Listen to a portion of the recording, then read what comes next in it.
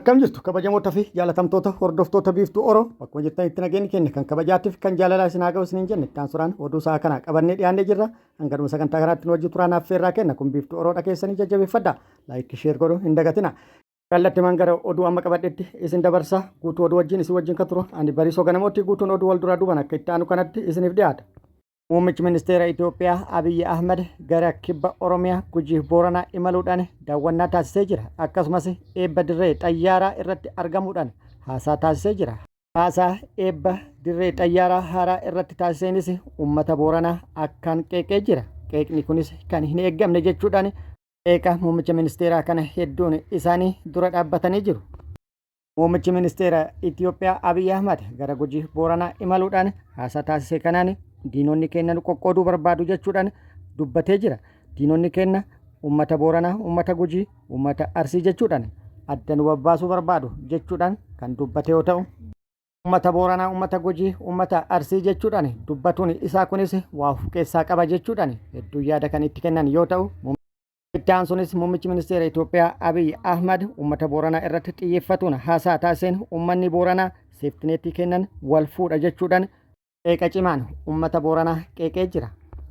Uummanni Booranaa sirna gaa'ilaa yookaan cidha yookaan kan wal fuudhu kan godhatu gargaarsa qamadii mootummaatiin jechuun kan dubbate yoo ta'u, hanga inni gara aangootti dhufe immoo uummanni Booranaa kan quufee fi kan badhaadhe jechuudhaan gargaarsi qamadii isaaf taasifamu yeroo ammaa kanatti sadarkaa 0 irra jira jechuudhaan dubbatee jira. Qeeqa mootummaan uummata Booranaa irratti xiyyeeffatuun dhiyeesse kana uummanni Booranaa hedduun yookaan namoonni garaagaraa dura dhaabbatanii jiru. Uummanni Booranaa hanga piippiin gara aangootti hin dhufin dura uummata qabeenya guddaa qabu, uummata horsiifatee bulu akkasumas uummata kabiraatuu gargaaru jechuudhaan akka fakkeenyaatti mootummaa piippii kanaayyuu sangaa hedduu maqaa garaagaraatiin gargaarsa gaafatame kennee jira.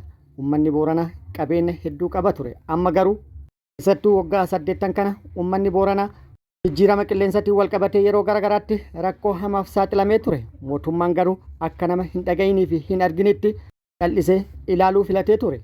Sangaan gargaarsaaf isaafuu kennamaa ture miliyoonaan kan lakkaa'amu hongeen yeroo dhumutti akkasumas beelli akkuma inni jedhe uummata Booranaa kana hongeedhaan wal qabatee yeroo hedduu irra deddeebi'uun yeroo lubbuun loon Booranaa akkasumas ilmaan Booranaa beelan dhuman uummata Booranaa cabsuu fi dadhabsiisuu fi akkasumas hiyyoomsuun beela akka meeshaa waraanaatti fayyadamuun haalli itti mootummaa kanaan uummata Booranaa irratti raawwatamee ture kan yoomillee hin dagatamne jechuudhaan manguddoon Booranaa tokko yaada kennee jira. Akkanas ta'ee uummanni Booranaa gargaarsa qamadii mootummaatiin gaa'ila yookaan cidha yookaan immoo fuudha fuudhe hin jiru. Qamadiin gargaarsaan kennamaa ture qamadii kiiloo giraama meeqati? Kanaan akkamitti gaa'illi yookaan immoo ciini godhama jechuudhaan isin kiiloo 25 kennamaa turte sunu dabree baatii 3 fi baatii 4tti kennamaa turte. Kiiloo giraama 25 maatiidhaaf kennuudhaan uummata Booranaa guutuu qamadii kiiloo giraama 25 maatii kennamtuun gaa'ila godhata yookaan cidha godhata jechuun maqballeessi jechuudhaan manguddoon maqaan isaa akka hin dhabamne nu gaafate kun dubbatee jira. Ammas muummichi ministeera Itoophiyaa uummata Booranaa haguuguu fi yaalii taasise jedhee jira. Sababni isaas akka waan yeroo isaatitti uummanni Booranaa badhaadheetti yaaduudhaan gargaarsi uummata Booranaatiif taasifamu sadarkaa 0 irratti gadi bu'e jechuudhaan dubbatuun isaa rakkoo uummanni Booranaa yeroo ammaa kana kan dur caalaa keessa jirus addatti immoo uummata Booranaa qaala'insi jireenyaa adda baafatuudhaan rakkisaa kan jiruu fi akkasumas uummanni kun giddugala biyyattii irra fageenyarra waan jiruuf rakkoo geejjibaa akkasumas rakkoo nageenyaa hamaa keessa kan jiru ta'uu manguddoon kun dubbatee jira. Itti dabaluunis rakkoo nageenyaatiin wal qabatee humni waraana mootummaa yeroo garaagaratti gochi hammaataa fi akkasumas gaddisiisan ilmaan Booranaatii fi Gujii irratti badii tokko malee ifaan ifatti kan raawwatame yoomillee uummata kana biratti kan hin dagatamne jedhee jira. Daangaa Booranaatiinis wal qabatee uummata biroo hidhachiisuun uummata Booranaa irratti bobbaasuun lubbuun namoota hedduu yeroo garaagaraatti galaafatamaa ture. Immoo akka nurraa dhaabbatu yeroo hedduu irra deddeebi'uun iyyannellee nurraa dhaabbatuu dide. Rakkoon gara siyaasatii fi dinagdeetillee uummata Booranaa irra jiru kan lakkaa'amee hin dhumne garuu bara hooggansa piippii uummanni Booranaa akka waan badhaadhee fi piippiin uummata Booranaa akka waan addatti misoomsite fakkeessuun gargaarsi uummata Booranaatiif amma taasifamu zeerorra jira jechuun dhugaa uummata Booranaa haguuguuf kan yaadame jechuudhaan dubbatee jira manguddoon kun. Misoomanis wal qabatee muummichi ministeeraa yaadni inni kaase kan wal nama gaafachiisu jedhee jira. Kaaba Itoophiyaa naannoo Tigraay fi naannoo Amaaraa qofatti dirreen xayyaaraa 10 kan jiruu fi 10 keessaa 2 immoo hojii biyyoolessaa kan hojjetan jedhee jira. Garuu biyya Oromiyaallee yoo ta'e bal'inni lafa isaa naannolee kana lamaanii gadi hin ta'u. Dirree xayyaaraa takkatu har'a eebbifame. Illeen kan tuffannu osoo hin taane baganuu ta'e garuu wal bira qabamee olaalu gaafii namatti kaasa jechuudhaan manguddoon kun yaada kennee jira. Oduun itti aanu filannoo marsaa 7ffaa PP'n gaggeessuuf itti qophaa'aa jirtu wal qabatee qaamota garaagaraa irraa mormiin isa mudataa jira. Yaa kaleessa gabaasa The Economist isin biraan geennee turre. The Economist akka gabaasetti filannoon Itoophiyaa keessatti gaggeeffamu hin jiru. Filannoon xumuramee jira. Abiyyi Ahmad mo'atee jira yookaan injifatee jira jechuudhaan gabaasee ture.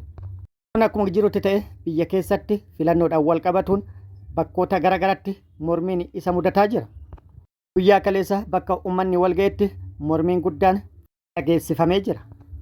Qaamonni mormii gaggeessan akka jedhanitti mootummaan PP nu filadhaa jedhee duula gaggeessaa jira. Garuu mootummaa nageenya uummataa eeguu hin dandeenye, mootummaan mirga uummataa hin kabachiifne, mootummaan daangaa naannoo fi uummata isaa hin kabachiifne, mootummaan weerara namoota garaagaraatiin naannoo isaatii fi uummata isaa irratti raawwatamu irraa qolatuu fi irraa eeguu hin dandeenye afaan kamiin uummata kanaan na filadhaa jedha. Uummata kana rakkoo kana irraa furuu hin dandeenye uummata kana maal godhuu barbaada jechuudhaan mormii kaasanii jiru yookaan dhageessisanii jiru.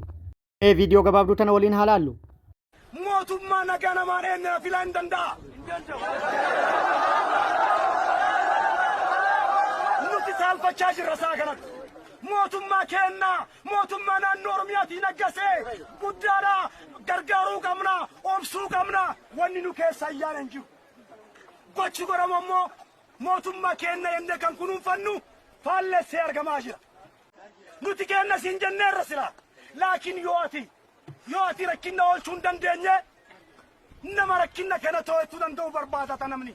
Dhiigni ilmaan Oromoo dhangala'u yoo hin dhiisin, qabeenyi kenna qisaasa yoo hin dhiisin, manni amantaa gubatu yoo hin dhiisin, mootummaan hin jira jechuun nama saalfachiisa.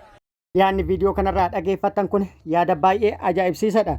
Yoo PP'n nageenya uummataa eegsisuu hin dandeenye uummanni nama nageenya uummataa eeguuf barbaadata yookaan filata. PP'n dhiiga ilmaan Oromoo jiiksaa jirti. Dhiiga ilmaan Oromoo jiiksuun itti fufee jira. Qabeenya uummataa mana wajjin gubuudhaan barbadeessuu fi akkasumas qisaasessaa jirti. Gocha badii kana badii tokko malee uummata bal'aa irratti raawwataa na filadhaa jechuun ni taati. Uummanni immoo maal jedhee nama dhiiga ilmaan Oromoo jiisu, lubbuu ilmaan Oromoo galaafatu, qabeenya ilmaan Oromoo barbadeessu akkasumas qisaasessu filata. Kana dura isa misoomsin kana dura isa ajjeesaa ture ammallee deebisee filatuun ammallee najjeesi ajjechaa itti jirtu itti fufi jechuu taati jechuudhaan yaadni kennamee jira. Baay'ee waan nama ajaa'ibu sodaa tokko malee uummata keessatti haala amma argitan kanaan haasofni kun taasifamee jira. Kana haa jedhan malee akka naannoo Oromiyaatittis filannoon hin jiru. Sababni isaas paartilee siyaasaa Oromoo filannoorraa dhiibuudhaan filannoon ala taasisanii jiru. Qaamni waliin dorgomamu hin jiru. Kan dhiyaate PP qofa. Kan dorgomaan hin jirre filannoon eessa jirare? Mormii kanaan wal qabate magaalaa Adaamatti nama maqaan isaa Sheemuusaa jedhamu yeroo humnoonni mootummaa to'atuuf turetti uummanni itti iyyuudhaan dirmatee fi akka gadi dhiifamu taasisanii jiru. Namni kun nu dhiisaa, nu ajjeesinaa, dhiiga Oromoo gadi naqinaa, qabeenya Oromoo hin qisaasessinaa nama jedheedha. PP'n immoo badii tee namaa nutti himte, badii teenne itti fufna waan jedhu haala fakkaatuun nama kana to'atuuf yaalanii turan. Humni waraana mootummaa gocha kana kan raawwate naannoo Poostaa jedhamutti yoo ta'u, uummanni immoo tumsa taasisuun nama kana akka gadhiisan taasisuudhaan erga kana godhanii boodas hiriira mormii bal'aa gaggeessuun bilxiginnaa hin filannu jechaa oolanii jiru. Filannoo marsaa 7ffaa kanaan wal qabate namoonni bebbeekamoon hedduun irratti hin hirmaannu jechuudhaan ejjennoo isaanii qabatanii jiru. Isaan eenyumfaa akka jiru akka itti aanu kanatti qabannee jirra. Profeesar Mararaa Guddinaa, Obbo Daawud Ibsaa, Obbo Geetaachoo Raddaa, Profeesar Biraanuu Naggaa akkasumas immoo Dooktar Dassaaleen Caannoo. Namoonni siyaasaa kun ilaalcha garaagaraa qabu. Wanni isaan tokko godhuu jira. Itoophiyaan filannoof qophaa'aa jirti. Namoonni siyaasaa kun garuu dorgomaan jiran. Adda Bilisummaa Oromoo yeroo jalqabaa filannoo Itoophiyaa dorgomaatu jira. Dura ta'an isaa obbo Daawud Ibsaa sagalee ni kennu garuu hin dorgoman jedhameera. Sababni ifatti hin baramne. Filannoo marsaa ja'affaa irratti ABO'f KFO hin dorgomne. Filannoo marsaa torbaffaa irratti ABO'n bakkeewwan garaagaraatti kaadhimamtoota dhiyeesseera. KFO'n garuu akka hin haqamneef qofa kaadhimamtoota muraasa magaalaa Finfinneetti dhiyeesse. Maaliif? Nagaaf tasgabbii filannaan Finfinneetti sina dimookiraasii akkuma ulfa seexanaa isin jedhe sana ulfa seexanaa ta'uun hammatti fufuutti achi keessa gallee tiyaatirii hojjechuu yoo ta'e malee eenyuun sobna of sobna immoo saba keenya sobna. Namni siyaasaa biraan dorgomne Profeesar Biraanuu Naggaadha. Waggaa dheeraaf siyaasa Itoophiyaa keessatti hirmaataa turaniiru. Ammatti dhalootatti aanuuf akka dhiisan ifatti dubbataniiru. Obbo Geetaachoo Radaanis hin dorgoman. Gorsaan ministeera muummee kun kan isaan hin dorgomne naannoo Tigraay keessa filannoon waan hin adeemsifamneef. Kan xumuraa Dr. Dassaaleny Caanneedha. ABN bakka bu'anii paarlaamaa keessatti waggoota 5 darban gaaffilee ciccimoo dhiyeessaa turaniiru. Haa ta'u malee filannoo tibbanaan filannoo akka qabeessa taasisuuf haalli mijataa miti jedhanii akka hin hirmaanne beeksisaniiru. Paartileen siyaasaa hanqina dimookiraasii akkasumas immoo rakkoo nageenyaa himataa turaniiru. Ministeerri muummee Abiy Ahmed garuu kana dura filannoo haga yoonaa Itoophiyaa keessatti adeemsifame keessaa isa wayyoo qabu akka ta'u akka mootummaan isaanii hojjetu dubbatanii turan. Akkuma viidiyoo kana irraa dhageettanitti namoonni hedduun filannoo bara kanaa irratti hin hirmaatan jedhamee jira. Sababni isaan dhiyeessan gabaabumatti filannoo sobaati yaada jedhudha. Of sobna moo uummata sobna kan jedhudha. Profeesar Mararaa Guddinaa yaada kennee jira. Yaada kenneen filannoo sobaatti jedhee jira. Nuti immoo kan hirmaannee fi dhaabarraa akka hin haqamneef qofa. Filannoon gaggeeffamu filannoo sobaati. Filannoo sobaa kana irratti hirmaatuudhaan uummata keenya fi ofillee sobuu hin barbaannu jedhee jira. Oduun inni itti aanu tibba kana PP'n ta'e jettee dhimma magaalaa Finfinnee ajandaa godhachuudhaan waan hedduu haasa'aa turte.